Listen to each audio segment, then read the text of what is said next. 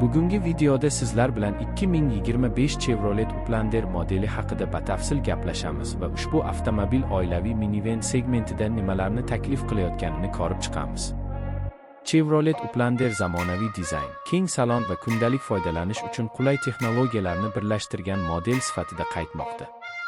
Tashqi ko'rinishida silliq chiziqlar, yangilangan old panjara va LED optika avtomobilga zamonaviy va ishonchli qiyofa beradi. Kuzov o'lchamlari oilaviy sayohatlar, uzoq yo'llar va shahar ichidagi harakat uchun muvozanatli qilib tanlangan. Salon ichida asosiy e'tibor qulaylik va funksionallikka qaratilgan. Keng o'rindiqlar, sifatli materiallar va ergonomik boshqaruv elementlari haydovchi hamda yo'lovchilar uchun yoqimli muhit yaratadi. Ikkinchi va uchinchi qator o'rindiqlari buklanib, yukxona hajmini sezilarli darajada oshirish imkonini beradi.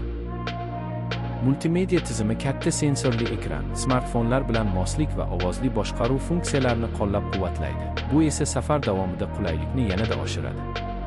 Texnik ko'rsatkichlarga to'xtaladigan bo'lsak, 2025 Chevrolet Uplander samarali va ishonchli dvigatel variantlari bilan taqdim etilishi kutilmoqda. Yoqilg'i tejamkorligi oilaviy avtomobil uchun muhim omil bo'lib, ushbu model shahar va trassa sharoitida muvozanatli sarf ko'rsatkichlarni taklif etadi. Avtomatik transmissiya silliq ishlashi bilan ajralib turadi. Osma tizimi esa notekis yo'llarda ham barqaror harakatni ta'minlaydi. Xavfsizlik masalasida Chevrolet Uplander zamonaviy yordamchi tizimlar bilan jihozlangan. Old va yon xavfsizlik yostiqchalari, tormozni avtomatik favqulodda qo'llash, harakat bo'lagini nazorat qilish va orqa kamera haydovchiga ishonchli boshqaruv beradi.